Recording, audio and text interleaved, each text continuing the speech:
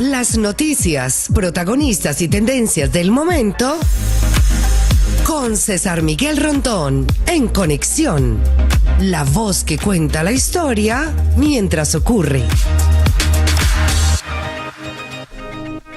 Muy buenos días. Son las 9 en punto de la mañana de este viernes 8 de noviembre del año 2024. Y en este momento, a las 9 en punto de la mañana, usted está sintonizando En Conexión por Éxito 107.1 FM, la emisora del sur de Miami, Territorio Éxitos.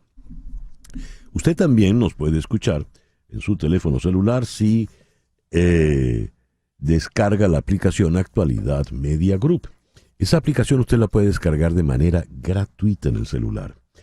Y si usted entra en www.éxitos107.com, además de escucharnos, nos puede ver.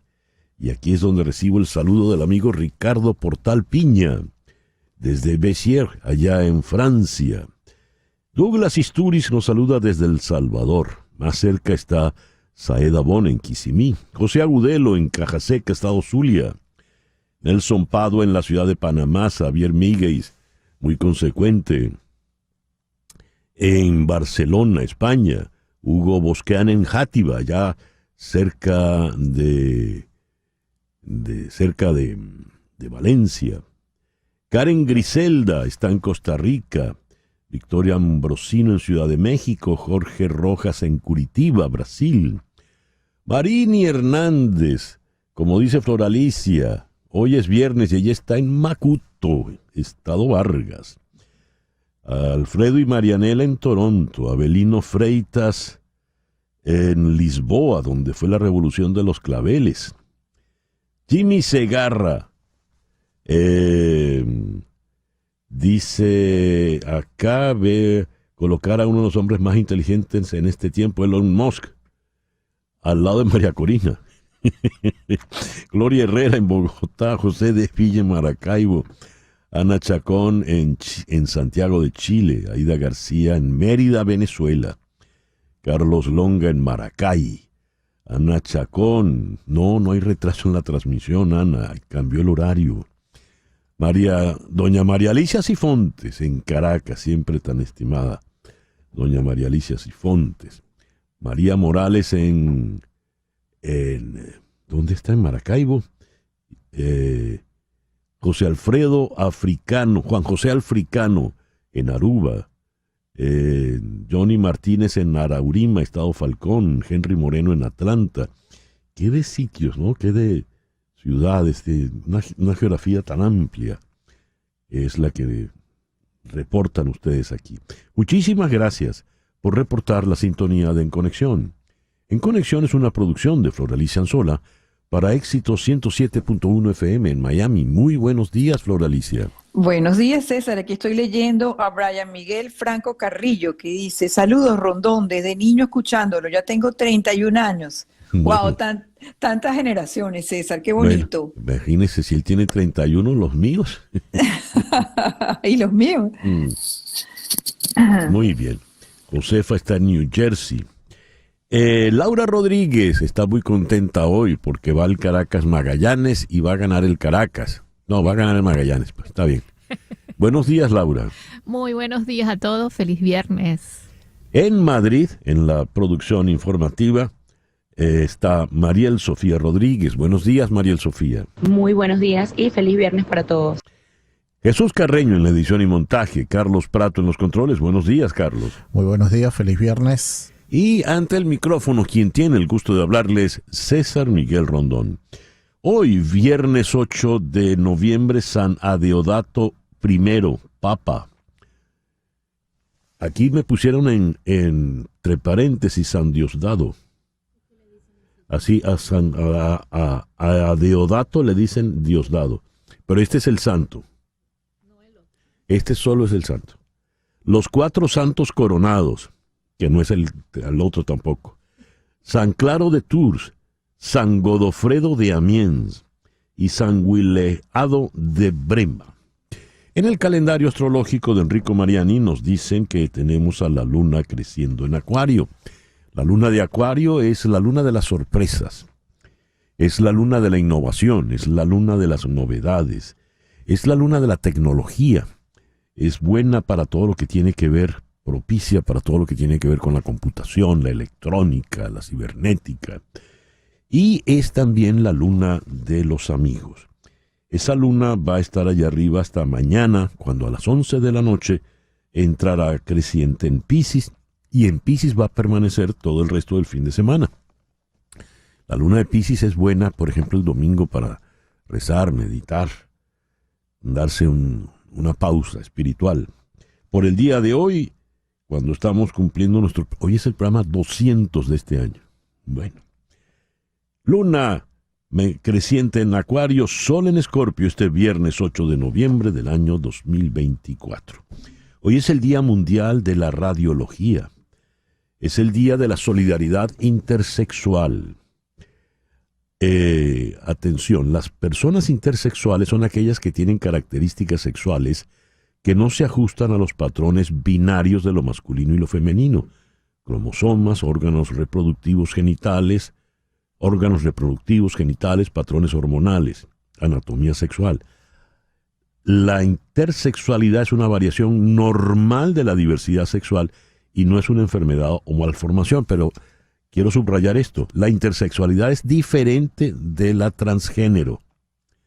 Las diferencias en las características sexuales de las personas intersexuales son causadas por condiciones genéticas u hormonales. Es el Día Mundial del Urbanismo. Es el Día Mundial sin Wi-Fi. La creación del Día Mundial sin Wi-Fi o Wi-Fi ha sido una iniciativa de la Federación Ambientalista Internacional con la finalidad de visibilizar los riesgos a los que están expuestos millones de personas en todo el mundo al conectarse a Internet a través de un sistema inalámbrico.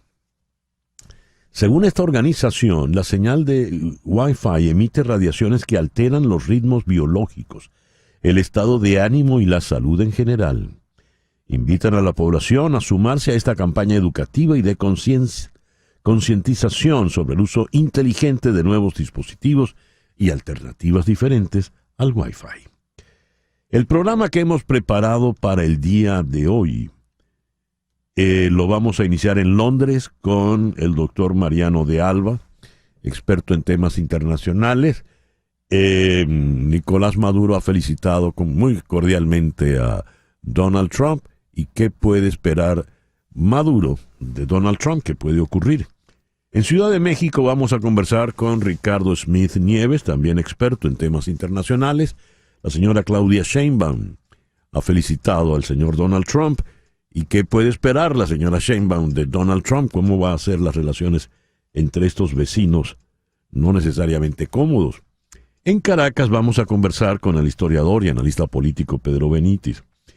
Benítez escribió: una tentación anda revoloteando en las mentes del grupo que domina Venezuela. El regreso a la guerra económica, artificio pseudoconceptual, que el gobierno de Nicolás Maduro declaró por allá en el 2013 y que ejecutó con el pleno respaldo del alto mando militar. ¿Qué es esto de guerra económica? El regreso de la guerra económica. ¿En qué se andan? Vamos a conversar con Mark Ambrock. Él es un empresario alemán y es fundador de Adminex. ¿De qué vamos a conversar con este empresario alemán? Pues de la crisis del gobierno en Alemania. Alemania es la locomotora de la Unión Europea y ha estallado la coalición de gobierno en Alemania. ¿Qué va a ocurrir con Alemania? En Madrid vamos a conversar con Mariela Gale, ella es la directora del programa de autores iberoamericanos de la Feria del Libro de Miami, que vamos a tener acá en la ciudad del 17 al 24 de este mes. Y vamos a conversar en Los Ángeles con Hernán Molina a propósito del incendio en el condado de Ventura que ha quemado más de 20,000 acres desde el pasado miércoles. El foro de hoy, ¿qué es la memoria colectiva? ¿Qué es eso? ¿De qué manera lo podemos entender? ¿Cómo lo podemos manejar? Vamos a contar para este foro con Daniel Pérez Mena. Él es licenciado en psicología y magíster en psicología social. Él está en Caracas. Y con el doctor Pedro José García Sánchez, sociólogo de la Universidad de París, Nanterre, va a conversar con nosotros desde París. Ese es el programa que hemos diseñado para ti, para el día de hoy, viernes 8 de noviembre del año 2024. El 8 de noviembre de 1431 nació Vlad Drácula, militar y aristócrata valaco, personaje, ¿sí? Vlad Drácula es el personaje que da pie a la obra Drácula de Bram Stoker. Ese señor nació en 1431, el conde. El 8 de noviembre de 1519 se dio la primera reunión entre Moctezuma y Hernán Cortés en Tenochtitlán. Cortés llegó allí navegando porque Tenochtitlán, donde hoy es Ciudad de México, era una ciudad en un lago. El 8 de noviembre de 1793 se inauguró el Museo del Louvre como museo. Y el 8 de noviembre de 1847 en Irlanda nació Bram Stoker, el autor de la novela Drácula. El 8 de noviembre de 1889 Montana es admitida como el estado número 41 de la Unión. El 8 de noviembre de 1900 nació Margaret Mitchell, la autora de Gone with the Wind, lo que el viento se llevó. El 8 de noviembre de 1932 es elegido Franklin Delano Roosevelt, la primera vez. Estuvo presidiendo hasta su muerte en 1945, fue reelecto 4 veces. El 8 de noviembre de 1933, al año siguiente de su elección, Roosevelt, en el marco del New Deal, crea la Administración de Obras Civiles. La idea fue darle empleo a 4 millones de desempleados en pleno invierno. Estábamos en plena recesión. Hoy estaría cumpliendo 89 años Alain Delon, quien falleció el pasado 18 de agosto. El 8 de noviembre de 1960 es elegido presidente John Fitzgerald Kennedy. El 8 de noviembre del 2016 fue elegido por primera vez Donald Trump como el presidente número 45. Ahora pues es el presidente número 47.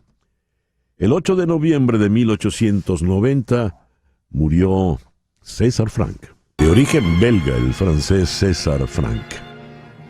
Falleció de 68 años. El 8 de noviembre de 1927 nació Patti Page. Patti Page falleció en el 2013 a los 85 años. Y hoy está cumpliendo años esta dama. Es una bluesista blanca, la gran Bonnie Raitt. 75 años. Nació el 8 de noviembre de 1949. El editorial con César Miguel Rondón. Esta semana comenzamos con una entrevista a Edmundo González Urrutia, presidente electo. Una campaña tendenciosa en un diario bastante venido a menos. Había reclamado que el señor González Urrutia no daba entrevistas y sin embargo pues nos dio la entrevista y allí dio ideas interesantes, habló de toda la actividad diplomática que ha estado haciendo, de su gira por Italia, de su conversación con la señora Meloni, con el canciller Tajani. Nos informó que la semana entrante irá a Berlín, el respaldo que ha tenido con la Unión Europea y con tantas personalidades con las que se ha reunido. Explicó que María Corina Machado hace un trabajo en el liderazgo puntual, opositor en la resistencia en la clandestinidad en Venezuela. Él lo está haciendo en el exterior. Son trabajos, digamos, mancomunados, perfectamente acordados. Ese día de la reunión, de la entrevista, nos dijo que había salido de una reunión que tenía con la directiva de la plataforma unitaria para poder atender la entrevista. Y que en esa reunión estaba precisamente María Corina Machado. Además, nos comentó pues que, y esto es muy importante, que el 10 de enero estará en Caracas para juramentarse y irá acompañado de una multitud de venezolanos y de personas, dirigentes, líderes de la comunidad internacional que le han manifestado su apoyo y el deseo de acompañarle en la juramentación.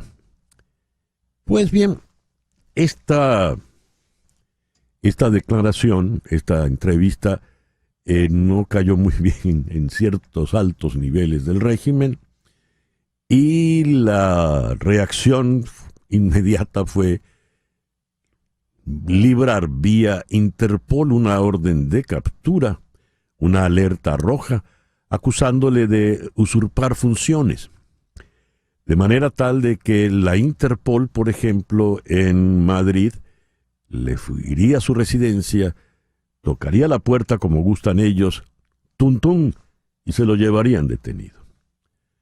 Hay un pequeño detalle, ya Interpol se ha manifestado. Interpol no procesa casos políticos.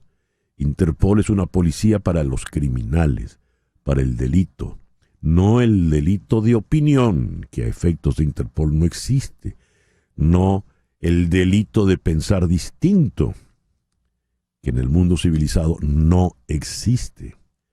Así que la libreta, la solicitud, se la puede doblar y guardar el que la envió, ustedes saben quién.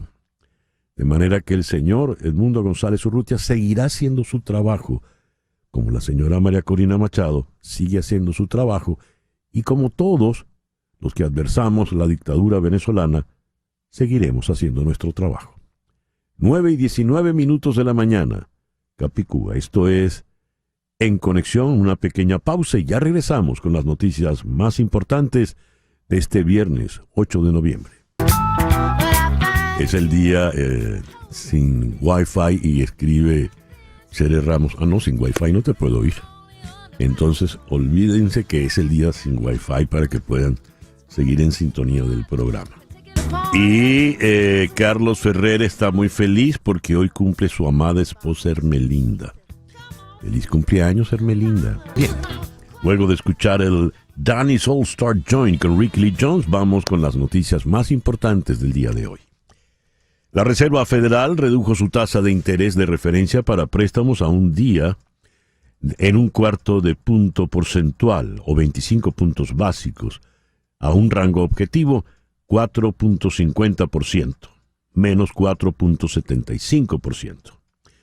La votación fue unánime. Los funcionarios de la Reserva Federal han justificado el modo de flexibilización de la política monetaria, ya que consideran que apoyar el empleo se está convirtiendo en una prioridad, al menos tan importante como detener la inflación.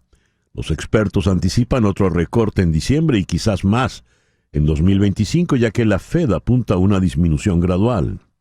El presidente de la Reserva Federal, el señor Jerome Powell, también reafirmó su compromiso de cumplir con su mandato, que se espera que finalice a mediados del 2026, incluso si Donald Trump intenta despedirlo. Cuando se le preguntó si cree que el presidente tiene el poder de destituirlo a él o a cualquier otro funcionario de la Reserva Federal en un puesto de liderazgo, Powell dijo que eso no está permitido por la ley.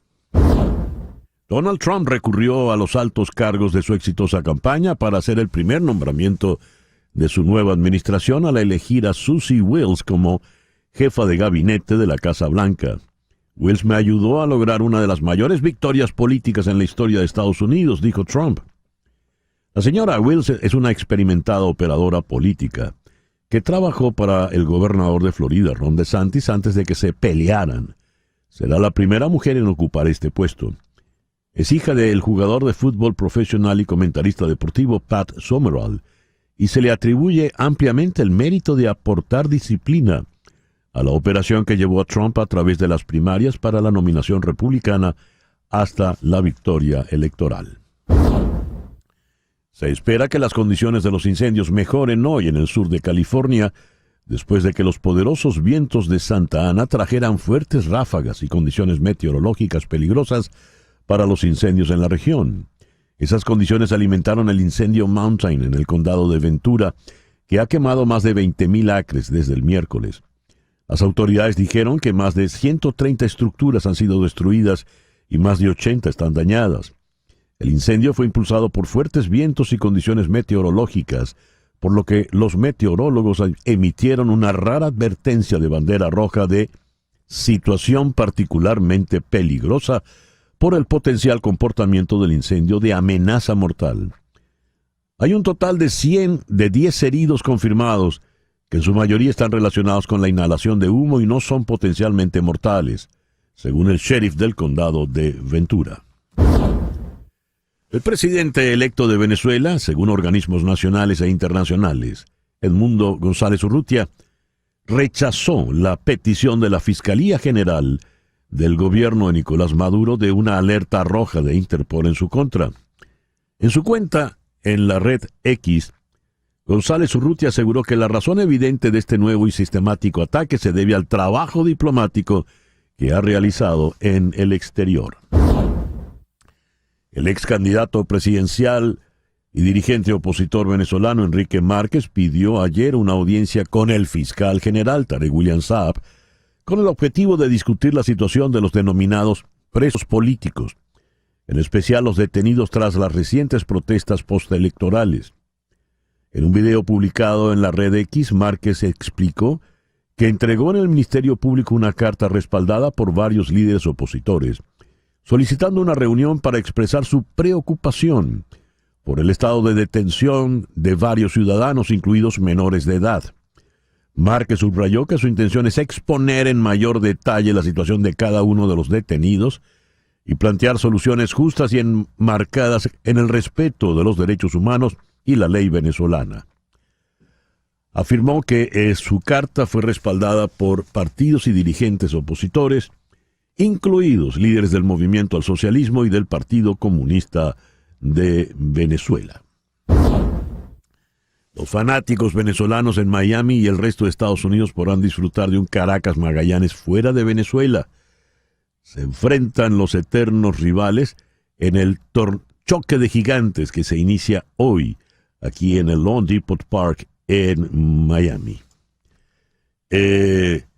Previamente, Cardenales de Lara, que también viajó a Estados Unidos, se enfrentará a las Estrellas Orientales de la República Dominicana, uno de los conjuntos que también estará participando en el mini torneo. Igual, Cangrejos de Santurce y Criollos de Caguas de Puerto Rico.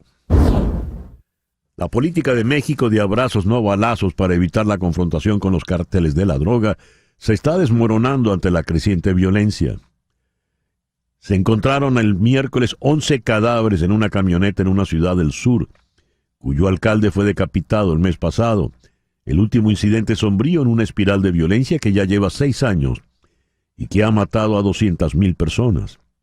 El gobierno había empleado programas sociales para alejar a la gente de los cárteles, pero los recientes enfrentamientos sangrientos y un cambio de tono de la nueva administración sugieren que esa política está siendo abandonada. La violencia también está afectando las relaciones exteriores.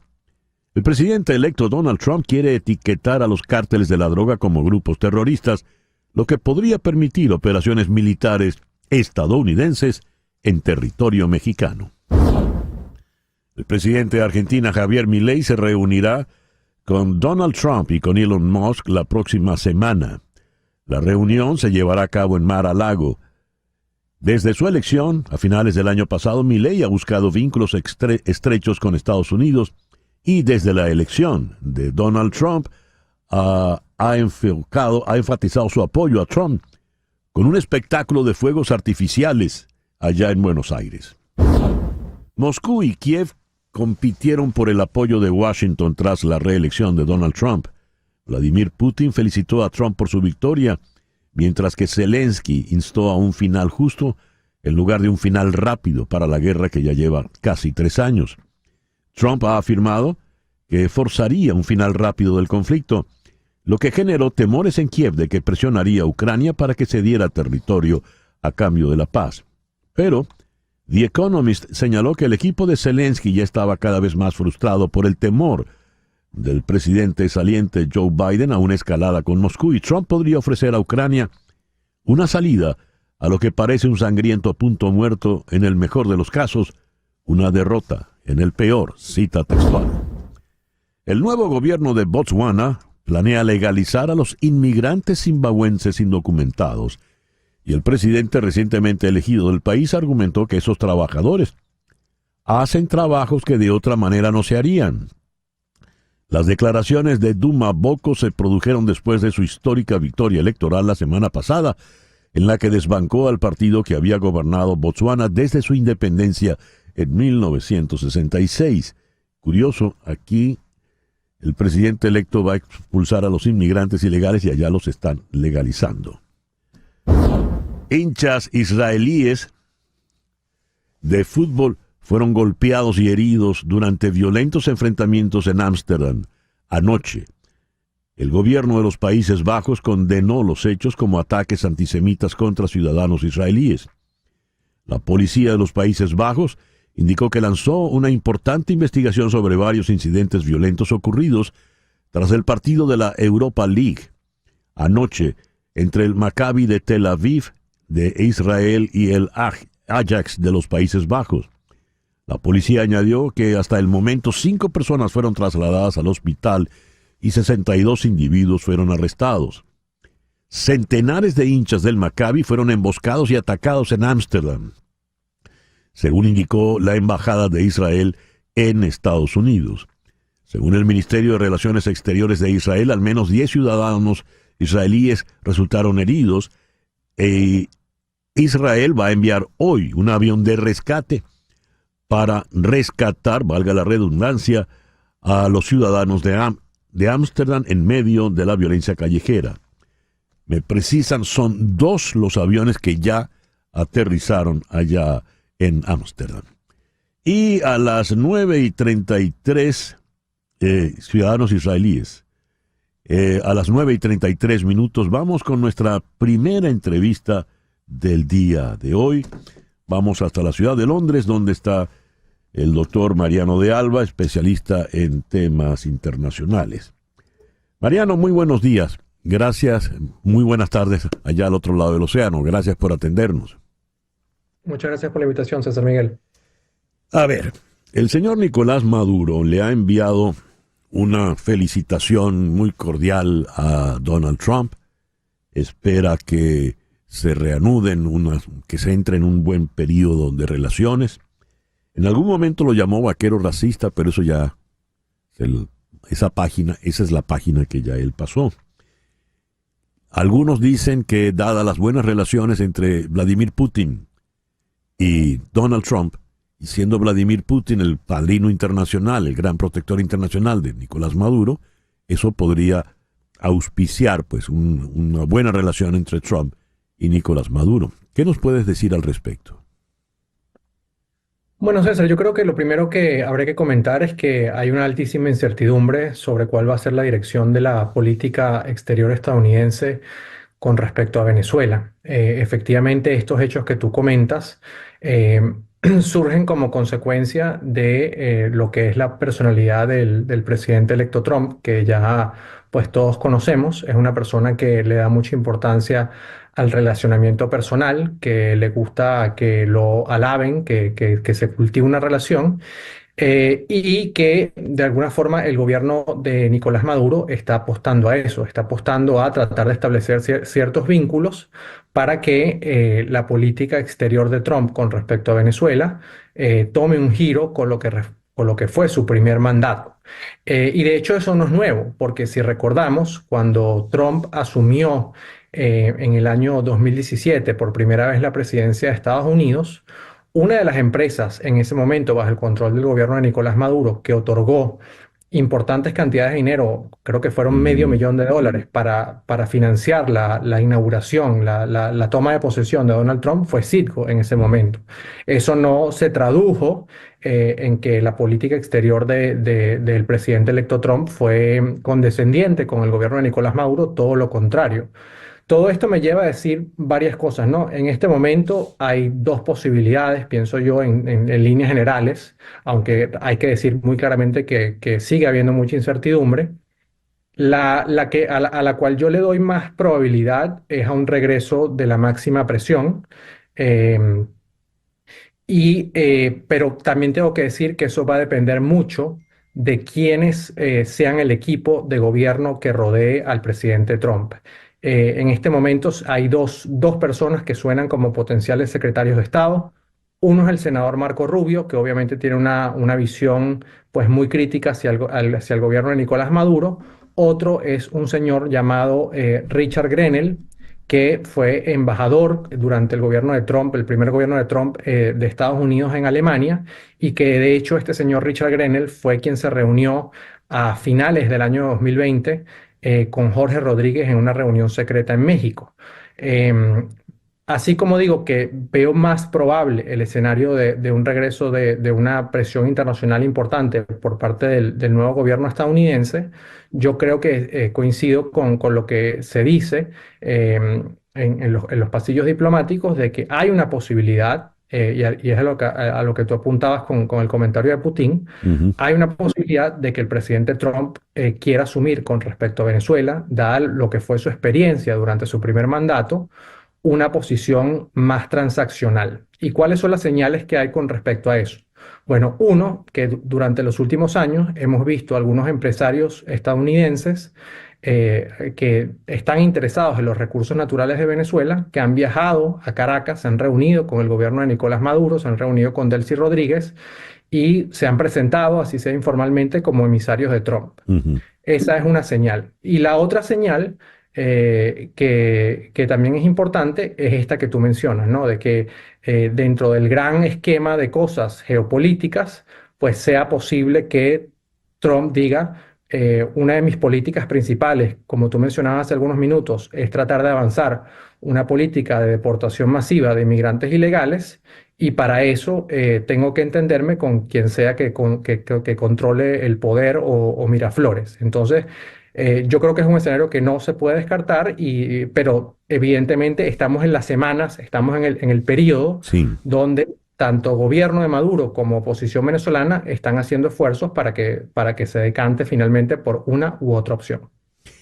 claro. Me llamó mucho la atención en tu intervención, Mariano, que dijiste, seguramente luego de la experiencia que tuvo Trump previamente con Nicolás Maduro,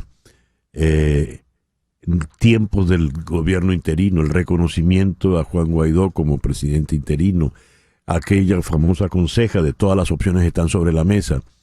Es cierto que quienes acompañaron a Donald Trump en ese momento, pues luego terminaron marcando distancia frente a él, entre ellos, por ejemplo, el señor John Bolton, quien en su famoso libro, El sitio donde ocurrió todo, dio a entender que nunca hubo ninguna opción sobre la mesa, pareciera que ni siquiera hubo mesa, y que el desconcierto con relación a Venezuela era total. Eso quizá, y es cierto lo que dices, depende mucho de quiénes sean los que lleven adelante la política exterior, pero quizá a Trump se vea tentado a buscar una estrategia distinta. Que, claro, a Maduro le conviene la mejor relación posible con Washington, porque eso le daría más tranquilidad en su permanencia en Miraflores. Pero ¿a qué aspiraría la oposición? Bueno, yo creo que la oposición no ha sido clara, sobre todo luego del fraude del 28 de julio, de qué aspira específicamente por parte de Washington, Ujú. al menos de forma pública. Lo que sí es cierto es que en este momento lo que ha dicho diáfanamente la oposición es que uno, esperan un reconocimiento del resultado del 28 de julio, es decir, esperan un reconocimiento de Edmundo González como presidente, pero en el caso de Trump, que va a asumir a finales de enero, pues entendería yo que ahí ya la posición cambiaría, que no esperan el reconocimiento de Edmundo González como presidente electo, sino ya como presidente, porque Claro. legalmente, constitucionalmente, Edmundo González después del 10 de enero se convertiría en eso. Ahora, hay ánimo realmente en Estados Unidos y en la comunidad internacional de reeditar el tema del gobierno interino. Yo realmente eso no, en este momento no lo veo. Ahora, Ujú. hay esfuerzos en ese sentido, pero no lo veo y lo veo y baso en parte mi conclusión a esto muy importante que tú mencionas. En este momento, las mejores luces que tenemos sobre cómo va a funcionar en alguna medida, porque también es verdad que va a cambiar muchas personas. El segundo gobierno de Trump no es solamente el libro de Bolton sobre lo que era la política de Venezuela, sino también el libro de quien fue el exsecretario de Defensa de Trump durante su primer periodo. Ahí también hay un capítulo sobre Venezuela donde reafirma básicamente lo que dice Bolton. Em, pero digamos, si al final, por ejemplo, termina siendo secretario de Estado Marco Rubio, yo sí estimo que vamos a ver, digamos, posiblemente un endurecimiento de la política sancionatoria, Ujú. en el sentido de que hay una serie de licencias, algunas de ellas que también en las últimas horas se han renovado. Es posible que pues, el gobierno estadounidense decida aumentar la presión económica y para eso, pues, revocaría esas Ya. licencias y pondría nuevamente al sector petrolero venezolano en serios aprietos. Ujú. Ahora, un asunto importante o dos asuntos rápidamente es, uno, Trump sigue siendo en todos los asuntos internacionales una figura bastante impredecible Ujú. sobre qué va a hacer. Mucha gente dice que lo que hace al final depende de la última persona con la que habló.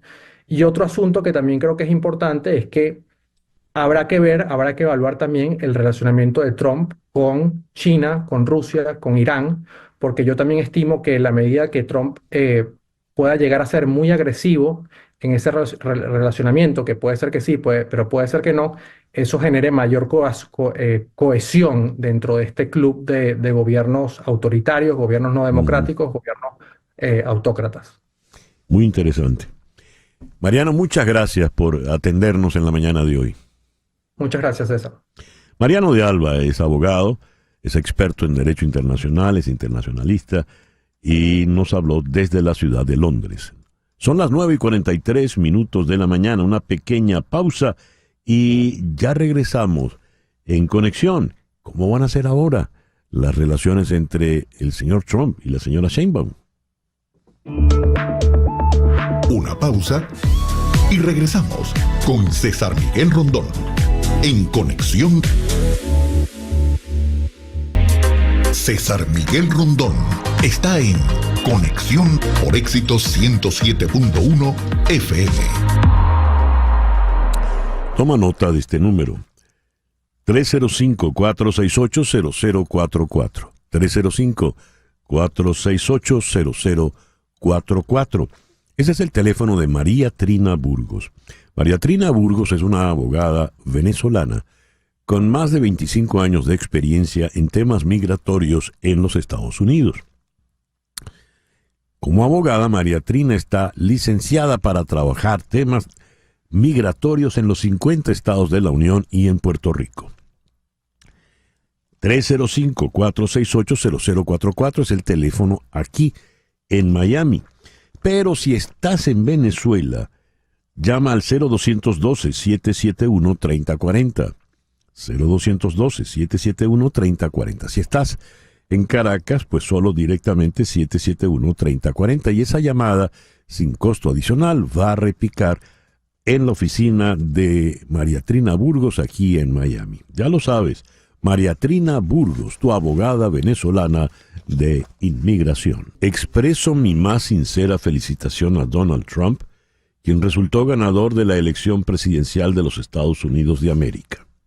En nombre de México, nuestro reconocimiento al pueblo estadounidense por el ejercicio democrático en su jornada electoral. Cita textual para la señora Claudia Sheinbaum, según su mensaje en la red X. Se adelantó que había llamado al señor Trump, que habían conversado y que había sido una llamada cordial. Son dos personas, dos caracteres muy distintos, más allá de la diferencia fundamental de que se trata de la señora, de una mujer y del señor Trump. Pero ¿qué puede esperar México de la administración Trump. ¿Y qué puede esperar el señor Trump y Estados Unidos de la administración de la señora Claudia Sheinbaum? Vamos hasta Ciudad de México, donde está el internacionalista Ricardo Smith Nieves. Ricardo, muy buenos días. Muchas gracias por atendernos. ¿Qué tal, César Miguel? Un gusto saludarte. Estoy temporalmente en México, aunque también estuve en Washington, D.C. durante las elecciones, así que al menos una perspectiva muy interesante de lo que está pasando en ambos países, con una relación migratoria, comercial y de seguridad, pues muy importante. Aranceles elevados, acuerdos comerciales renegociados e incluso intervención militar al declarar a los cárteles terroristas podrían incursionar en territorio mexicano tropas de Estados Unidos, cosa que no se veía desde el siglo XIX. ¿Qué le espera realmente a México con Donald Trump en la Casa Blanca? Nos va a esperar sin duda meses bastante turbulentos. En cuanto él tome el poder, me parece, y también a miembros del gobierno mexicano, a expertos mexicanos, creo que hay un consenso en el sentido de que nuestro país estará en el foco de las primeras decisiones que se tomen desde la Casa Blanca. No lo tenemos, no hay duda sobre esto. Entre las prioridades de los votantes de Donald Trump, en primer lugar estaba la economía, y este tema sabemos que está intensamente vinculado a su propuesta de aranceles. Trump se ha enfocado en hablar de aranceles hacia un grupo de países. El primero es México, en el sentido de que él ha dicho que quiere imponer aranceles de 20, de 100% del porcentaje que se requiera con tal de desincentivar que México venda coches ensamblados a los Estados Unidos. Primero ha sido México, pero también ha hablado de Japón, de Alemania, etcétera. Sin embargo, tenemos muy claro que nuestro país ha estado en el foco de su atención. Segundo lugar, que ha dicho que pondrá en marcha una deportación masiva de migrantes. Sin duda, con esto se refiere a migrantes que en su mayoría atraviesan la frontera sur de los Estados Unidos por territorio mexicano. Y sabemos que durante su administración pasada, uno de los enfoques principales fue el programa Quédate en México, Remain in Mexico. El programa a través del cual estos migrantes que solicitaban asilo en los Estados Unidos, pues esperaban su proceso de solicitud de asilo en territorio mexicano. Esto imponía pues costos a las autoridades mexicanas, no solo de nivel federal, que son las autoridades migratorias, sino también las locales, los gobiernos de las ciudades fronterizas como Tijuana y otros, que tienen que no solamente lidiar con la presencia de migrantes que vienen de otras partes y que evidentemente hay efectos sociales en las comunidades, y también con la propia seguridad de los migrantes. México es uno de los países más peligrosos a través de los cuales atraviesan migrantes centroamericanos, sudamericanos. ¿Por qué? Porque es un país con una importante presencia del crimen organizado. Y ese precisamente es el tercer tema. Ya los congresistas mexicanos, el Congreso mexicano está discutiendo qué vamos a hacer en materia de seguridad. Las cosas no están nada bien en nuestro país. Hay una ola de violencia del crimen organizado en estados como Sinaloa, en estados como Chiapas, Guerrero. Y bueno, ahora viene esta presión por parte de Estados Unidos en el sentido de que varias personas que integran la coalición de Donald Trump, incluidos congresistas republicanos, pues están preocupados por lo que está pasando con el crimen organizado en México, y sobre todo por el hecho de que las drogas continúan fluyendo a través de la frontera, y en específico el fentanilo. Entonces, sin duda, es algo que preocupa en este país, es algo que está ocupando nuestro tiempo, y que sin duda estamos esperando a que el gobierno mexicano detalle cuál será su estrategia para lidiar con Donald Trump. La relación Trump-López Obrador no fue, digamos, cordial, pero tampoco fue incordial. De hecho, de los pocos viajes que hizo López Obrador fuera de México, fue precisamente a Washington, a la Casa Blanca. Mas en el caso de la señora Sheinbaum, ¿cómo ves eso? Me parece que Sheinbaum tiene ciertas herramientas en su favor, pero también hay riesgos. La primera herramienta, la más importante, es que su secretario de Economía, que realmente va a funcionar como una especie de supercanciller, es Marcelo Ebrard, quien ya había sido el ministro de Relaciones Exteriores de López Obrador. Sí. que tiene también relaciones con la esfera de influencia de Donald Trump. Entonces, alguien que sabe cómo opera Trump y cómo operan las personas que le rodean. Me parece que también la otra arma que tenemos es que el TEMEC, el nuevo acuerdo de libre comercio que surge a partir de la renegociación del Telecán en la administración de Trump de 2016 a 2020, pues ya está en papel. Vamos a tener un proceso de revisión programado, un proceso que está contemplado en el texto mismo del acuerdo en 2026. Y México está listo para aprobar a Estados Unidos que pues parte de las exportaciones que tiene Estados Unidos hacia el mundo en temas de, por ejemplo, automóviles, ensamblado de manufacturas, pues se debe al intercambio intraindustrial, así le decimos, entre México y Estados Unidos. Es decir, partes de componentes de coches y otras máquinas que atraviesan la frontera varias veces. Es decir, nuestras economías están muy integradas. Entonces estamos apostando, o al menos se está apostando desde el gobierno mexicano, que se comprenda esto, que nuestra economía está demasiado integrada como para imponer aranceles. Y el segundo, me parece, es una estrategia de seguridad fuerte que se quiere implementar desde el gobierno de Claudia Sheinbaum para demostrar que México está haciendo algo contra el narcotráfico. Yo creo, y muchos observadores tienen la opinión, de que sin duda Claudia Sheinbaum necesita tener una política de seguridad que difiera de la de López Obrador, que fue nula. López Obrador decidió mejor no combatir al crimen organizado, dejar que ellos mismos se repartieran el territorio y aceptar que iba a ser un poder territorial en paralelo a los poderes del Estado. Ricardo, muchas gracias por atendernos en esta mañana.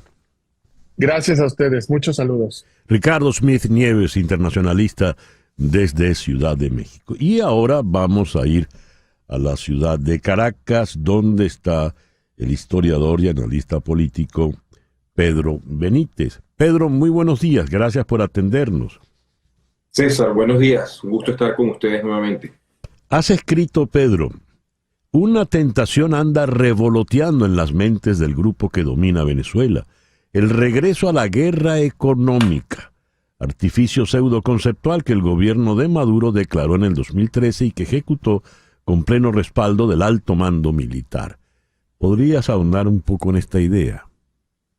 Bueno, César, creo que el régimen de Maduro, el desgobierno de Maduro, realmente creo que se le puede calificar así, él y su grupo son víctimas de su naturaleza, ¿no? Como la fábula que se ha repetido tanto de la ranita y el escorpión, no pueden zafarse de su estilo.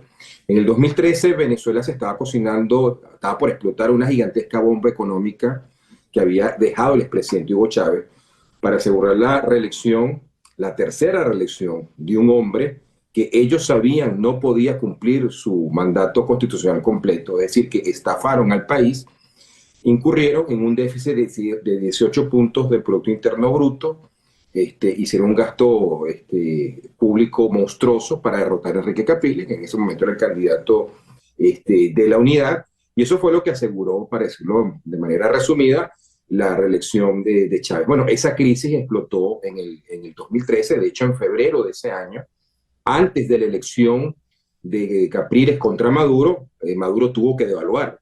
Ese tipo de cosas se nos olvidan. ¿Y qué hizo Maduro y su equipo? Enfrentaron la crisis, hicieron los ajustes que tenían que hacer, no, mintieron. Trataron de tapar todo con una mentira y se inventaron lo de la guerra económica con el apoyo del alto mando militar. Y ahí tuvo un papel muy importante, muy destacado, el general en jefe Vladimir Padrino López, en ese momento ya ministro de Defensa y comandante del CEOFAN. Y tú recordarás cómo se cerraban las panaderías de Caracas, metían presos a los esforzados propietarios portugueses, por ejemplo, o lo que ocurrió con DACA, hubo una ofensiva contra Empresas Polar, bueno, una ofensiva contra el sector privado de la economía, y lo que iba a ser una de las mayores crisis económicas de la historia de Venezuela, se convirtió en una gigantesca catástrofe humanitaria de dimensiones bíblicas que ha tenido las consecuencias que hemos visto. Somos el único país importante exportador de petróleo que cayó en hiperinflación, el salario real de los trabajadores fue pulverizado, más de la cuarta parte de la población venezolana tuvo que emigrar y fueron años de hambre para la mayor parte de los venezolanos. César, hay una generación de niños venezolanos que quedaron marcados por la desnutrición el resto de su vida. estamos viendo los muchachos de 14, 15, 16 años que ya deberían estar entrando en la edad de salir de la secundaria, del bachillerato a la universidad, que tienen una talla menor a la que normalmente venían teniendo los venezolanos en la segunda mitad del siglo XX. Y todo eso fue consecuencia de tratar de imponer una mentira para tapar la crisis que ellos habían creado.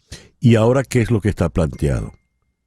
Bueno, yo veo que están manejando lo mismo. El chavismo, Maduro chocó contra la realidad del año 18 al 2019. Todas esas políticas locas de continuidad del legado de Chávez tuvieron que desmontarla después que la casa había sido incendiada.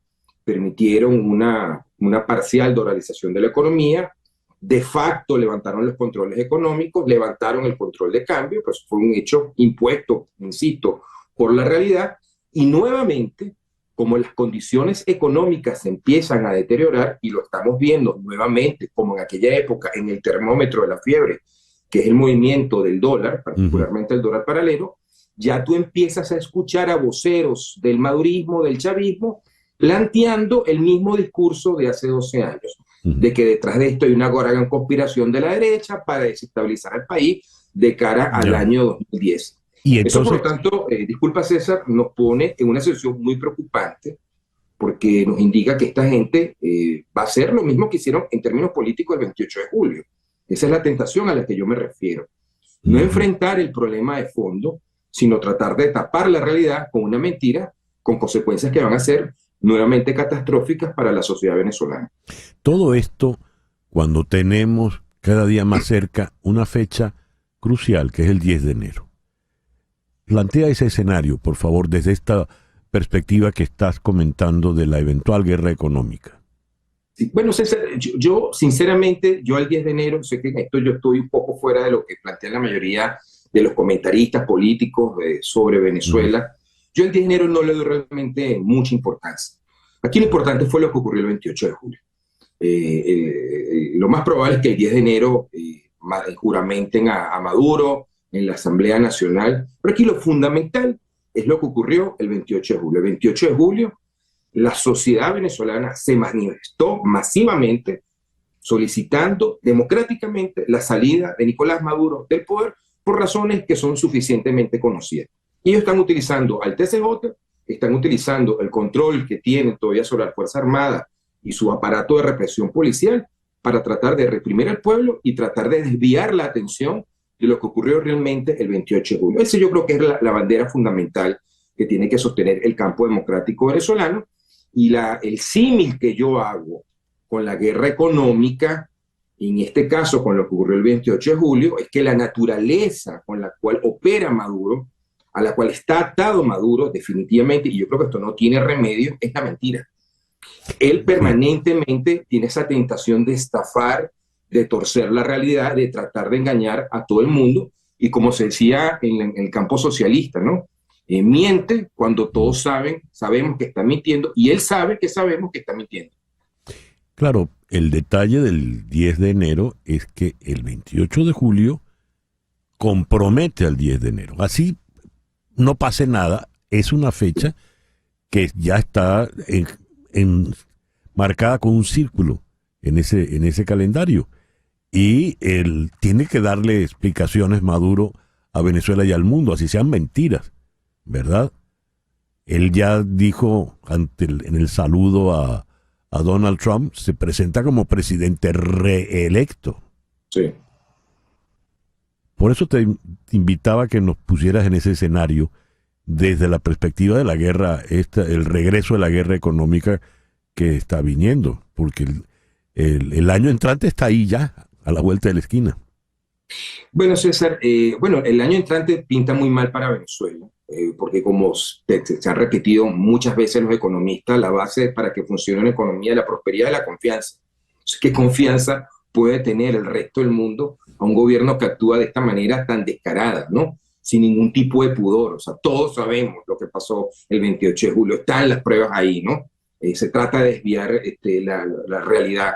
Hay un sector que yo califico como el madurismo encubierto, que se presenta como que fuera opositor y trata de vender, bueno, vamos a olvidarnos, vamos a pasar la página, cómo tú de cara al resto del mundo, no solamente a los venezolanos, que ya decir sería es sumamente importante, de cara al resto del mundo, tú te justificas, tú tratas de pasar la página con respecto a lo que pasó el 28 de julio, cómo tú creas confianza, y la única manera, César, de recuperar la economía venezolana es que Venezuela restablezca sus relaciones, normaliza sus relaciones con el resto del mundo, y lamentablemente eso el 10 de enero del 2025 no va a pasar. Ya. Pedro, muchas gracias por atendernos en la mañana de hoy. A ti, César. Buen día. El historiador y analista político Pedro Benítez desde la ciudad de Caracas. 10:03, una pausa y ya regresamos con el foro del día de hoy. ¿Qué es la memoria colectiva? Cuando los estudiosos de las sociedades, los politólogos, los sociólogos, los filósofos, los antropólogos hablan de la memoria colectiva, ¿de qué están hablando? Y sobre todo, ¿para qué sirve ese concepto, esa noción? Suele apelarse a la memoria colectiva cada vez que ocurre un evento importante, una revolución, un proceso electoral que dé un resultado radical, una crisis en un país. ¿Qué es la memoria colectiva? Ese es nuestro tema en el día de hoy. Lo vamos a abordar con el doctor Pedro José García Sánchez. Él es sociólogo, es profesor en la Universidad de París-Nanterre. Está en París, por supuesto. Muy buenos días, Pedro. Muy buenas tardes allá al otro lado del océano. Gracias por acompañarnos. Gracias a ti, César Miguel. Encantado de estar aquí contigo para discutir un poco. Muy bien. Y en Caracas está el psicólogo Daniel Pérez Mena. Tiene un magíster en psicología social por la Universidad Central de Venezuela y trabaja en la Universidad Católica Andrés Bello. Daniel, muy buenos días. Muchísimas gracias por acompañarnos en la mañana de hoy. Buenos días, César Miguel. Un placer. Gracias por tu invitación. ¿Qué es la memoria colectiva? Le pregunto a Pedro José García Sánchez. César Miguel, mira, cuando se habla de memoria colectiva se refiere uno principalmente a las enseñanzas de un gran sociólogo francés que se llamaba Maurice Holbach, que vivió entre 1877 y 1945, ¿ok? Y que publicó 2 libros fundamentales desde los cuales se ha teorizado todo lo que tiene que ver con memoria colectiva para distinguirlo, por un lado, de la historia, ¿okay? Que él la llamaba como una memoria muerta, y por otro lado de las memorias individuales, ¿okay?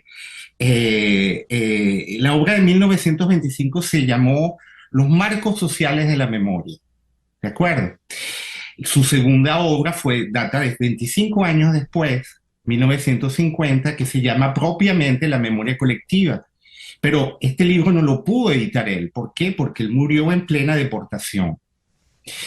Cuando él publica en 1925 su primera obra, el ámbito histórico es fundamental. ¿Por qué? Porque él está viviendo una época en la que ya se está avanzando en Europa y en Francia un poco lo que hoy estamos viviendo como un revival en el siglo XXI, ¿okay? Que fue esa llegada de los años 30 en el que la corrupción, la pérdida de valores, el hecho de que no nos acordábamos, en ese caso los franceses, de lo que había sucedido antes, o en todo caso no de la manera que pudiera ser que la memoria histórica se volviera una memoria viva, ¿ok? Entonces, Holbach define al menos 2 sentidos que son distintos de esta memoria, ¿ok? En el primero, la memoria colectiva envía una idea de que la memoria individual está sistemáticamente influenciada por los marcos sociales, por la vivencia social, por lo que sucede alrededor, ¿ok? En el segundo sentido, esta memoria colectiva toma un sentido mucho más radical en el sentido colectivista y entonces apunta a los colectivos, ¿ok? A lo que hoy día se llamaría más bien una memoria societal, ¿de acuerdo? Para ilustrártelo muy rápidamente, fíjate, si hoy día tomamos lo que ha sucedido desde el 7 de octubre del año pasado con Gaza, la matazón de los judíos y todo eso.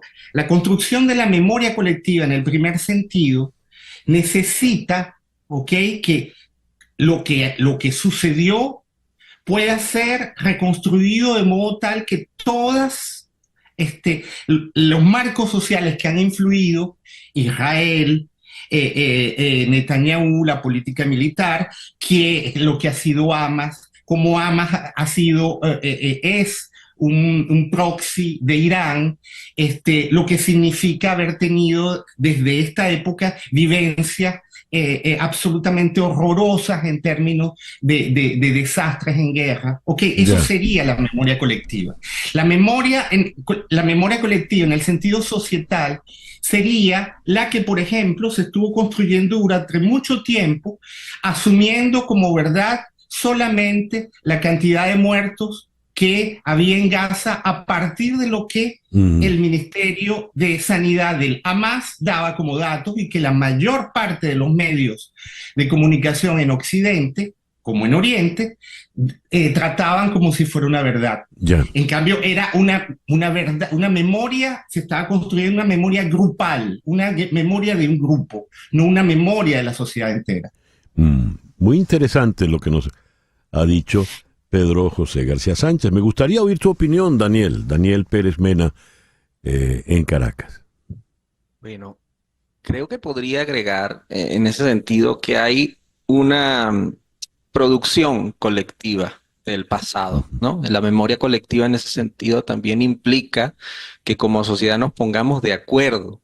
Y ese ponerse de acuerdo no necesariamente es tener solo una versión de los hechos o una versión del pasado, sino identificar cómo dentro de lo que en una primera instancia yo podría identificar como mis recuerdos personales, mis experiencias, etcétera, están atravesando estos marcos que señala Pedro.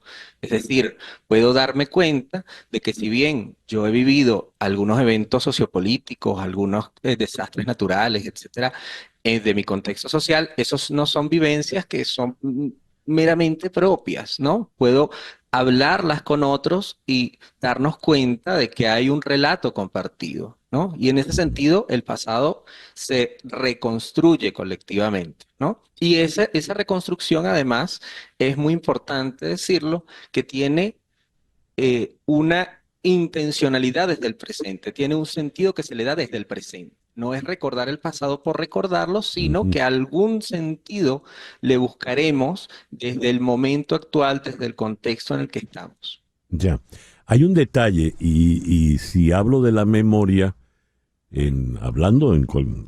así de manera vulgar, llana, personal, memoria es lo que recuerdo. Muy bien. ¿Y hay el olvido colectivo al lado de la memoria colectiva, Pedro? Sí, además, eso, mencionándolo así, César Miguel me hace recordar aquella frase nietzscheana de Federico Nietzsche que decía, tenemos que abrir las puertas y las ventanas de la cabeza en par para que salgan las ideas, ideas sobre todo necesarias. Permíteme tomar el ejemplo borgiano de Funes el Memorioso. Claro. Aquel personaje que fue condenado a acordarse de todo lo que vivía. Entonces, mira, es fundamental para poder hablar de memoria colectiva, hay que tomar otro término en cuenta, y es el de la atención. ¿Ok? ¿Qué es lo que se nos hace necesario prestar atención para poder guardar una memoria y hacer que esa memoria se active? Hacer que, como dijo Daniel Pérez, se viva desde el presente, haciendo que en el presente haya unas puestas en presente del pasado. ¿Ok? Para ello hay que pasar por elementos técnicos en los que uno tiene que preguntarse, bueno, ¿cuántas cosas pueden ser recordadas simultáneamente? ¿Cómo se selecciona? ¿Cómo se pasa de una cosa a otra? ¿A qué es lo que le atribuimos más o menos atención? ¿De acuerdo? Claro. Y hay algo que quisiera preguntarle a Daniel en tanto psicólogo, porque se suele comentar que la memoria funciona de una manera un tanto terapéutica, ¿no? Algunas cosas desagradables yo las olvido, o mejor dicho, no las evoco. La sociedad, en tanto colectivo, olvida hechos dolorosos y por eso es que los vuelve a cometer. Te pregunto, Daniel. Efectivamente, fíjate qué interesante lo que mencionas, César Miguel, porque cuando nosotros hablamos de memoria colectiva, podríamos pensar que el recordar y el tener el pasado siempre presente es positivo, en un sentido estricto. Siempre va a ser mejor saber y conocer el pasado. Y el problema es que se sufre tanto de exceso de pasado como de falta de pasado. Por ejemplo, Elizabeth Yelin, que es una psicóloga del Cono Sur muy famosa, hace referencia a la necesidad de trabajar la memoria para no estar fijados y pegados en esa recursividad de quedarnos siempre con el pasado que es doloroso, sin hacer algo con ese pasado, sin trabajar la memoria en el sentido de discutirla, reflexionarla, ponerla en memoriales, en conmemoraciones y poder alejarnos y tomar distancia también colectivamente de ella. Es decir, que deje de ser en ese sentido un recuerdo al que uno vuelve de manera traumática, diríamos, ¿sí? Muy, muy interesante. Quiero agradecerles a los dos de verdad esta conversación y nos deja reflexionando, ¿verdad? ¿Qué elementos como sociedad o como colectivo decidimos olvidar? O mejor dicho, no recordar. Mejor de eso ni me acuerdo, como dice uno ante cualquier inconveniente. Daniel Pérez Mena, psicólogo en Caracas, de la Universidad Católica Andrés Bello. Muchísimas gracias, Daniel. Muchas gracias, César Miguel. Y Pedro José García Sánchez, sociólogo en la Universidad de París, Nanterre. Muchísimas gracias, Pedro. Gracias a ti, César Miguel. Antes de ir al corte, me escribe el amigo Henry William López Ramos. Sinatra grabó Yesterday. Yo dije que no lo había grabado. Y Mayra Fuenmayor está de acuerdo con Henry. Caray, les pido disculpas porque sí, acabo de descubrir, yo no la conocía. Mira que yo me jacto de conocer el repertorio de Sinatra, pero había pasado por alto Yesterday. Claro, no la tengo para ponerla en este momento, pero en cualquier momento ya ponemos a Sinatra cantando Yesterday. Gracias por la corrección a Henry y a Mayra. Una pequeña pausa y ya regresamos en Conexión. La economía de Alemania se ha estado contrayendo durante los últimos años después de la pandemia del coronavirus. Además de la pandemia, la guerra en Ucrania, la competencia con China han incidido en esto. En medio de problemas estructurales en el país y desafíos globales, la coalición tripartita del canciller Olaf Scholz no logró encontrar una manera de avanzar en algunos temas clave, y la situación llegó a punto crítico el miércoles por la noche cuando Scholz anunció que despedía al ministro de Finanzas, Christian Lindner. La medida significó efectivamente el colapso de la coalición del canciller.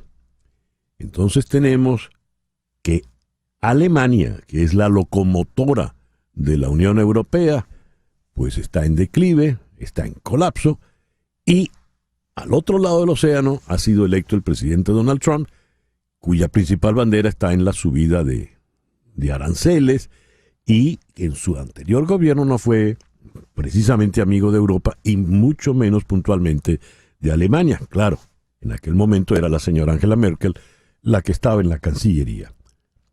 ¿Cuán honda es la crisis de Alemania? La crisis económica. Vamos a conversar esto con el señor Mark Ambrock, quien es empresario alemán, consultor, presidente y fundador de Adminex. Señor Ambrock, muy buenos días, muy buenas tardes allá al otro lado del océano. Gracias por atendernos. Muy buenos días y muchas gracias por invitarme.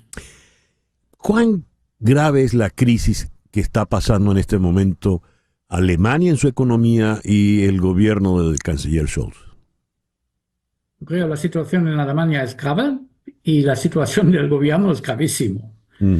Porque en un gobierno es como en una empresa. Alguien tiene que mandar y alguien tiene que dar una perspectiva y dar a dónde va. Y el gobierno actualmente no da ninguna perspectiva, ningún camino a seguir.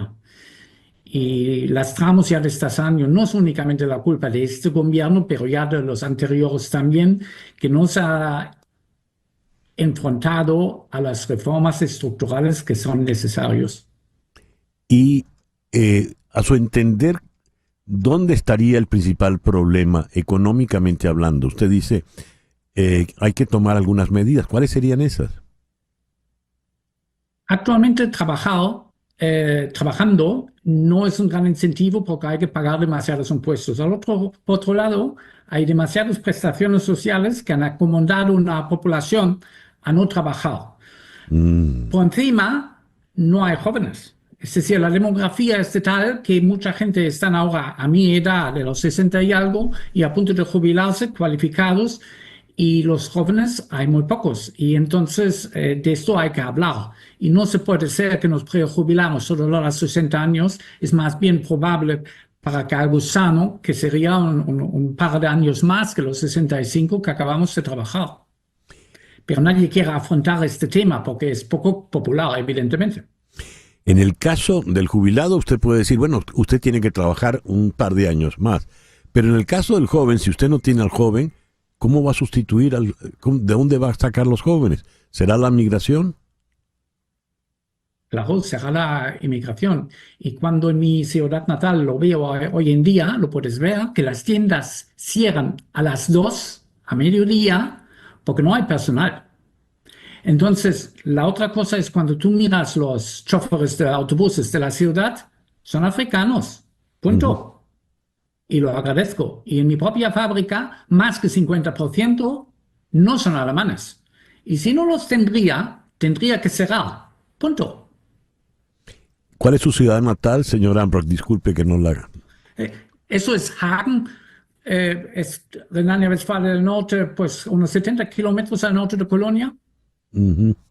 Y, por ejemplo, tomando su experiencia personal, donde usted dice, sí, yo tengo que contratar al inmigrante porque si no tengo que cerrar la empresa. ¿El gobierno qué medidas debería adelantar en medio de la crisis que está teniendo en este momento? El gobierno no quiere ver el problema en Alemania. No quiere en absoluto y no da permisos a los inmigrantes para que vengan aunque sean cualificados. Sí. No le quieren dar permisos. Y entonces, aunque, por ejemplo, lo intentamos, es súper complicado, aunque tengamos la gente cualificada. De todas maneras, hoy en día aprendemos cada día de nuevo y hay que formar a la gente. Igualmente, aunque son inmigrantes y tienen normalmente una mucha más alta motivación para luchar para una mejor vida. Imagínense la situación en África. Claro. Lo quieren desesperadamente. Ahora, el mundo ve con preocupación, Europa ve con preocupación la crisis económica alemana, porque Alemania es, como decíamos en la introducción, la locomotora económica de Europa. Sí, ¿Qué puede ocurrir ya pensando en el próximo año? ¿Qué puede pasar? Simplemente vamos a cerrar empresas y como también locomotora financiera, si Alemania no da, lo veo un poco mal, pero es una enfermedad en toda Europa que nos ha acomodado porque las cosas han ido demasiado tiempo, demasiado bien y entonces no consideramos tan necesario trabajar quizá. Ya. Ay, nos pinta un panorama muy, muy preocupante, señor Ambrock, pero le agradezco que nos haya atendido. Bueno, hay que ir con la verdad adelante. Cuando acompañamos empresas a invertir en Europa, hay que dejar las cosas muy claras, porque no puedes dar un consejo y después desaparecer simplemente. Claro, claro. Muchas gracias, señor Ambrock, por atendernos en el programa de hoy. Muchas gracias por verme. Gracias. Mark Ambrock es empresario, ya escucharon su testimonio, y es consultor. Y nos habló desde esa ciudad alemana que queda un poco al norte de Colonia, porque el nombre yo no lo pude captar. Vamos ahora a Madrid. En Madrid está Mariela Gal. Mariela es la directora del programa de autores iberoamericanos de la Feria del Libro, la Feria del Libro Miami 2024, que tendremos ya pronto, entre el 17 y el 24 de noviembre. Mariela, muchísimas gracias por atendernos en el programa de hoy. Muy buenas tardes allá al otro lado del océano.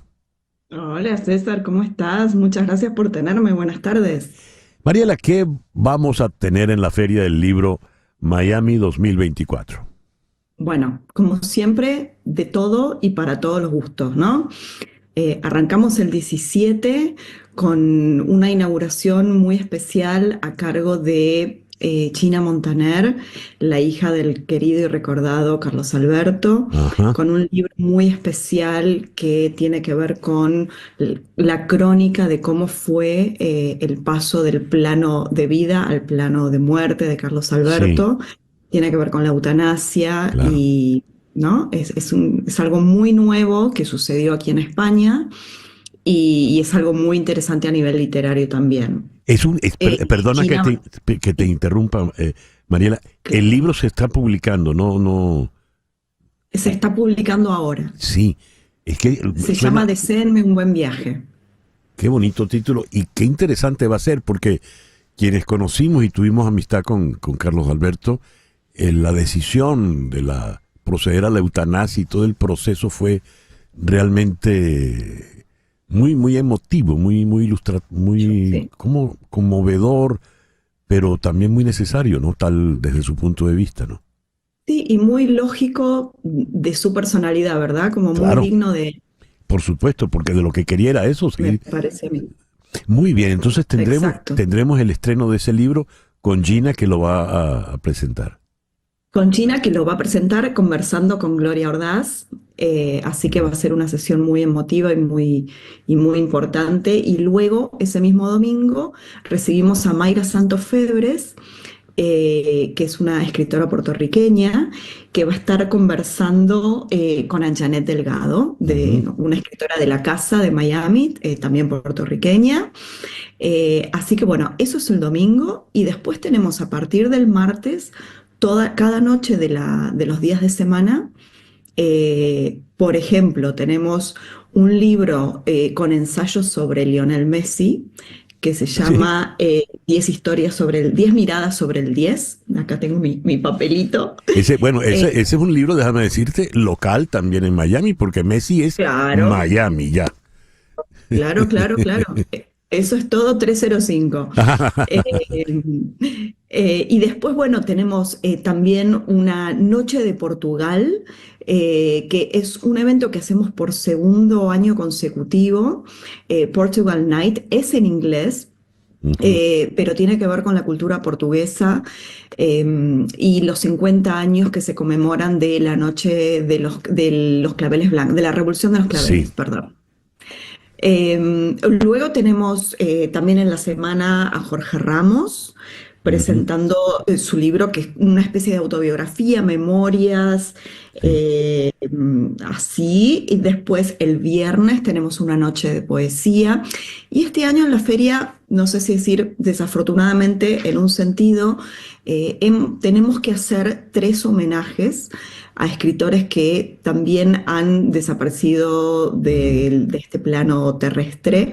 Y la noche de poesía del viernes estará dedicada a Ruby Arana, una recordada poeta nicaragüense que falleció el año pasado, o a principios de este.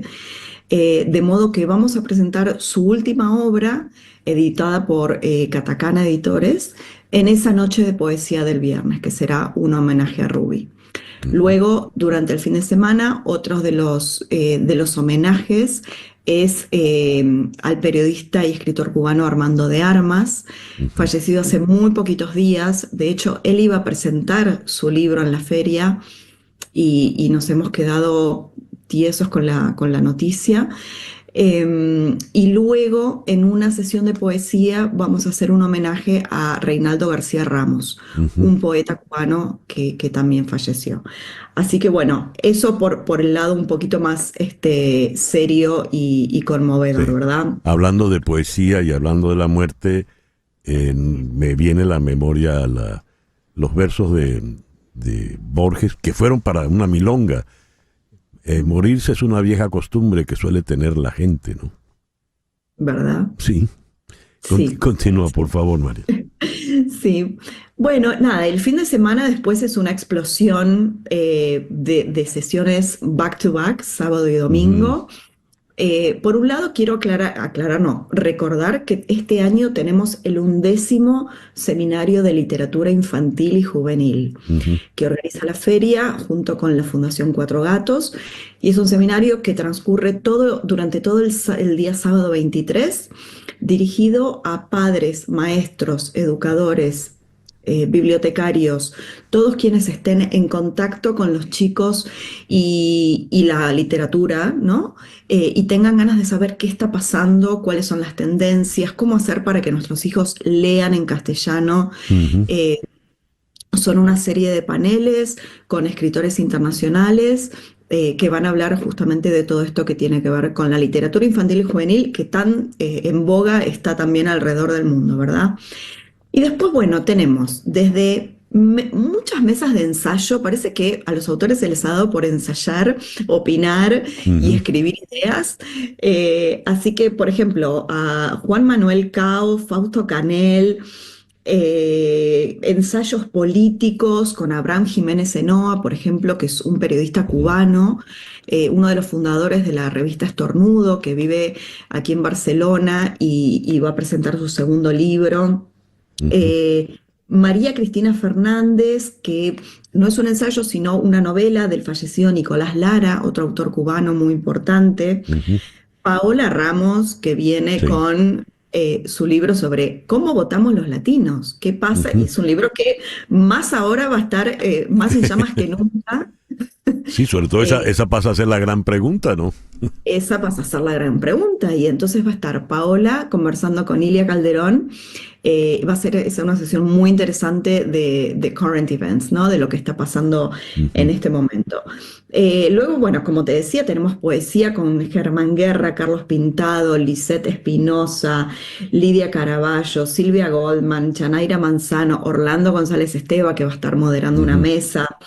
De España tenemos autores como Cristina Sánchez Andrade, que es una autora gallega, Pachi Zubizarrieta, que es un autor vasco, Albert Espinosa, otro autor español que tiene un libro de no ficción. Mira lo que te digo, Pablo Bierzi, que es el autor uruguayo del libro sobre la tragedia de los Andes, en la que se basó la serie, va a estar en vivo, sentado en la feria, conversando sobre ese libro. Así que, bueno, esos pequeños lujos que nos damos. Pero va a ser extraordinaria esta feria. Claro. Muy bien. Te digo eso. Del 17 al 24. Del 17 al 24, sí, son 8 días de feria. Maravilloso. Bueno, va a ser un gusto saludarte, darte un buen abrazo aquí en Por Miami, favor, Mariela. vayan, que ahí estaremos. Hay música en vivo todas las noches. Hay una fiesta en la calle el día de la inauguración, la noche de la inauguración. Así que vengan, por favor. La entrada es libre del domingo al viernes, y viernes, sábado y domingo sale $12 con parqueo incluido. Los niños los niños son gratis. Los adultos mayores tienen descuento, así que es un planazo para toda la familia y muy accesible. Muy bien. Del 17 al 24, y yo cumplo años el 18, así que voy a celebrar. Ah, bueno. Me voy a celebrar a la feria. Vienes y soplamos velas todos. Muy bien. Mariela, muchas gracias por estos minutos en el programa de hoy. Gracias a ustedes, los esperamos. Mariela Gale es la directora del programa de autores iberoamericanos de la Feria del Libro en Madrid. Ella está en Madrid, la Feria del Libro, aquí en Miami, del 17 al 24. Hablando de libros, cuando la gente piensa que ya no, los libros van en decadencia, escucha esta noticia. La cadena de librerías Barnes & Noble planea abrir 60 librerías este año, como parte de un repunte más amplio en el mundo de los libros. Barnes & Noble abrirá una docena de tiendas solo este mes, según Publishers Weekly, habiendo abierto ya 10 nuevas ubicaciones netas el año 2023. No es la única en su expansión. El número de miembros de la Asociación Estadounidense de Libreros casi se ha duplicado desde 2016, según The Associated Press, impulsado en gran parte por un crecimiento de las librerías independientes en todo Estados Unidos. Entre las librerías recién inauguradas se encuentran That's What She Read, una tienda minorista centrada en el romance, y Octavia's Bookshelf, que lleva el nombre de una escritora de ciencia ficción negra fallecida. Pero esa noticia dice mucho, que Barnes & Noble se está expandiendo cuando después de Amazon y todo esto, tantas tiendas han desaparecido o van reduciéndose. La tienda de libros, aún en tiempos de Kindle, por ejemplo, las librerías crecen. Hay buenas noticias, claro que sí, eso habla muy bien de todos. 10:41 de la mañana, hacemos una pequeña pausa y al regreso, Caracas Magallanes, señoras y señores. Esta noche a las 9 por TVV Network, esta noche a las 8 tenemos el juego Navegantes del Magallanes, Leonas del Caracas, en el Loan Depot Park, aquí en Miami. Después del juego viene la última con Carla Angola, y después de Carla Angola viene En Conexión con este servidor, y después Sin Filtro con Luis Olavarrieta. Todo eso esta noche. Hablando de Hollywood, vamos a Los Ángeles. Allí está el buen amigo y destacado analista político Hernán Molina. Hernán, muy buenos días, gracias por atendernos. Siempre tengo que agradecerte el madrugonazo cuando hablamos desde este lado. Hoy por suerte me llamaste tarde, porque son, ¿qué horas? 7:42, ¿no? Sí. Aquí en la costa oeste, obviamente. Así que esto para nosotros es tarde, digamos, para lo que estamos acostumbrados contigo. Muy bien. Las noticias que vienen de California, básicamente, aparte de las políticas y el resultado electoral, el incendio. ¿Qué nos puedes decir que en el incendio en Ventura? Para que la gente se ubique, Ventura County el condado de Ventura está al norte del condado de Los Ángeles, sobre la costa californiana. Uh-huh. Y ahora este incendio en el que tú te refieres se llama Mountain Fire, es así como las autoridades lo han denominado. Lamentablemente la contención es muy baja en este momento, están activamente luchando contra el fuego que ha consumido bastantes propiedades y también estructuras. Esta es un área, el área de Mountain Fire, es un área donde si bien hay urbanizaciones cercanas, tiende a ser un área de lo que se llama hills, o sea, los foothills. Es al pie de las montañas y aquí en California, lo que es parte del sistema de las rocallosas.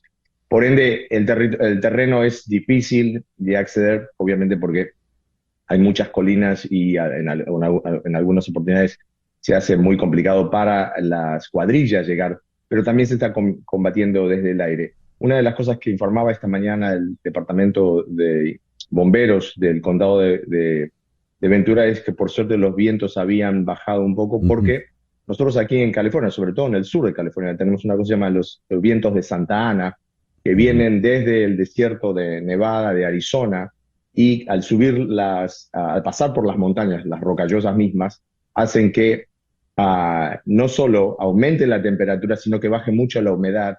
Y cuando hay un incendio, obviamente lo que no necesitamos es viento. ¿Por qué? Porque eso hace que las flamas, ¿no? Las llamas, se aceleren y se agranden, y ha causado realmente, en muy poco tiempo, ha causado estragos realmente. ¿Y qué pronóstico hacen las autoridades, los bomberos? Bueno, con un cambio de clima, sobre todo con la baja del viento, hace que se pueda combatir más eficientemente, que no se ponga en riesgo la vida de los bomberos, porque con un cambio de viento y sobre todo con la aceleración del viento pueden quedar encerrados como ha pasado lamentablemente en otras oportunidades. O sea que en ese sentido el pronóstico es bueno, pero la contención de este incendio es baja, una porque durante el verano y lo que hemos transcurrido del otoño, las precipitaciones acá son muy bajas, lo que hace que la maleza esté muy seca y que sea obviamente apta para quemarse muy rápido, que es lo que pasó con este incendio, ¿no? Y con varios de los incendios en California. Empezó el miércoles a la mañana y ya para el jueves, ayer a la mañana, apenas 24 horas, había destruido un montón de propiedades y había avanzado de una forma muy grande. Lo que yo ahora estaba viendo es que hay casi más de 15.000 acres quemados, lo que te da la pauta de lo grande que es este incendio, ¿no? Ya. Hernán, te agradezco mucho este reporte, pero me resulta muy extraño llamarte y no hablar de política. Así que solo te tengo una pregunta. Dale. Ya muy breve.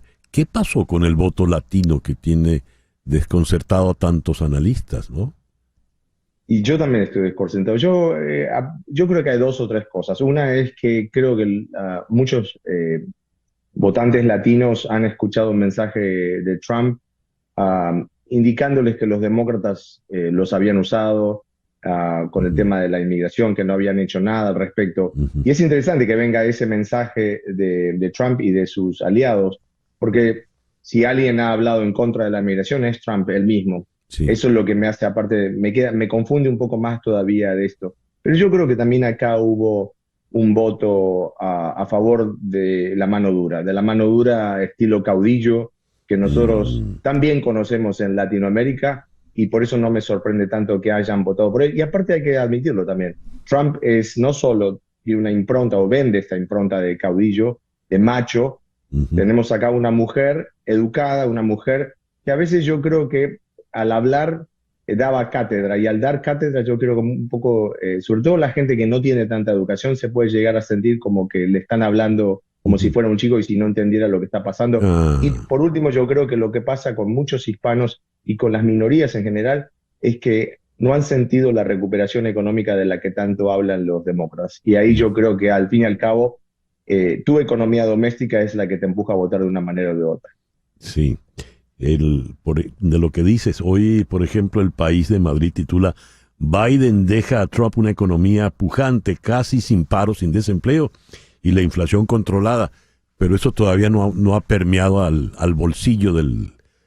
Y para mucha gente la percepción es realidad, ¿no? Entonces, si tú todavía... Y hay que hablar una cosa, la inflación es un índice, pero cuando uno va al supermercado, donde uno paga el alquiler, sobre todo te puedo decir en California, en San Francisco, que es increíble lo que te pueden llegar a pedir por un departamento de un dormitorio. La gente ve el número de inflación y realmente no sé si realmente tienen una apreciación o lo comparten, porque obviamente la economía doméstica de uno a veces es muy diferente de lo que dicen los indicadores económicos. Sí. Hernán, muchas gracias por atendernos en la mañana. Muchísimas gracias. Un gusto verte. Igual. Hernán Molina, destacado analista político desde la ciudad de Los Ángeles. Caracas, Magallanes. Chico, ¿por qué será que va en ese orden? Caracas primero y Magallanes después. Nadie dice Magallanes, Caracas. No. Hoy hay Caracas, Magallanes. Y creo que no es por un asunto de orden alfabético, ¿no? Sino por otras razones. Leo aquí que me preguntan si yo soy de... No, yo soy caraquista. Y soy caraquista por una razón muy seria, muy puntual. Porque quien me llevó por primera vez al estadio universitario, para que tengan ustedes idea de lo viejo que es ese estadio, fue mi tía Ángela, que era caraquista. Y entonces me llevó a la tribuna izquierda. Y desde ese entonces yo cada vez que voy a un estadio tengo que ir a la tribuna izquierda. Si me hubiera llevado mi tío Toño, me lleva a la tribuna derecha. Cuando eso no estaba el Magallanes, estaba el Oriente, que después termina siendo de nuevo Magallanes. Pero por ese tipo de razones tan puntuales y profundas, uno es fanático de un equipo. Don Fernando Arriaza, bienvenido. Gracias, César Miguel, gusto en saludar a toda tu audiencia. Creo que te hubiera, causado un shock, porque ahora Caracas en el Monumental está en la parte derecha. Ah, caramba. Sí, Leones está del otro lado ahora en su nuevo estadio. Ay. Cónchole, todo ha cambiado tanto. Sí. Lamento haberte dicho eso. Cuéntame cómo es este Caracas Magallanes que tendremos hoy en Miami, Fernando. Un Caracas Magallanes inédito, un juego de exhibición. Lo único que yo recuerdo parecido fue en aquella definición del round robin para la final de la temporada 94-95. Ese sí, un juego oficial. Y para dirimir el pase a la final en el Luis Aparicio el Grande de Maracaibo, que jugaron Caracas Magallanes, y ganó Leones con un boleto de Alberto Blanco en el 9º inning que forzó la rayita de la victoria, y Caracas pasó a la final, que eventualmente le ganó a Águilas del Zulia. Un terreno neutral insólito para un Caracas Magallanes, como lo será hoy acá en Miami. Ya Laura, que vino vestida de azul, porque ella es magallanerísima, ya, yo creo que se va directo de aquí al estadio. Desde temprano. Sí. Esta iniciativa aquí en el Loan Depot Park, con este pequeño clásico que se ha inventado, me gustaría oír tu opinión, para saber, para que nuestros oyentes sepan de qué se trata. Es una serie de César Miguel denominada Choque de Gigantes, donde a primera hora hoy van a jugar Estrellas Orientales de República Dominicana y Cardenales de Lara, también de la Liga Venezolana de Béisbol Profesional. El ganador avanza. En el Caracas Magallanes de esta noche, 8 de la noche, el ganador avanza. Mañana habrá un juego entre dos de los principales equipos de la Liga Roberto Clemente de Puerto Rico, Cangrejeros de Santurce y el actual campeón Criollos de Caguas, que ayer inauguraban la Liga Roberto Clemente, pero llovió. Entonces su primer juego va a ser hoy. El que gane pasa directo a la final. Y el que gane entre Estrellas Orientales y Cardenales de Lara y Navegantes Leones se enfrentan entre sí, y es el otro finalista. Es una serie corta, intensa, de exhibición, con 5 de los grandes equipos del área del Caribe, así que es una iniciativa de las ligas como tal y de los Marlins del Loan Depot Park, que alberga esto para apuntalar lo que viene ocurriendo de este escenario, convirtiéndose en una sede natural del béisbol latinoamericano. Sobre todo después del éxito de la Serie del Caribe, ¿no? Increíble, eso reforzó todo esto. El Clásico Mundial no pudo ser más exitoso, ya fue oficializada Miami de nuevo para el próximo Clásico Mundial, y tengo entendido, César Miguel, que esta noche ya están vendidos 35,000 boletos para el Caracas Magallanes. Eso es un récord para un estadio que lamentablemente en temporada regular suele estar vacío, ¿no? El promedio de asistencia de los Marlins este año fue de 12,000 personas. Imagínate tú. 12,000. Eso es el cervecero y el que abre la puerta. Había días que daba tristeza estar allí con tan poco público en el Loan Depot Park. De manera que ese es un aspecto que tiene que trabajar Miami, porque el estadio como tal no es el problema, ni dónde está ubicado, ni nada, porque le presentas un buen show, buen espectáculo atractivo, y la gente va. Evidentemente. Laurita va a ser la primera. Sí. Es una de las 35,000 personas hoy ya listas. Muy bien. Don Fernando, muchas gracias. Siempre un gusto, César Miguel. Te puedes quedar de una vez ya. Ya listo, sí. Fernando Arriaza, y ya son las 10:55, yo tengo que entregar el programa.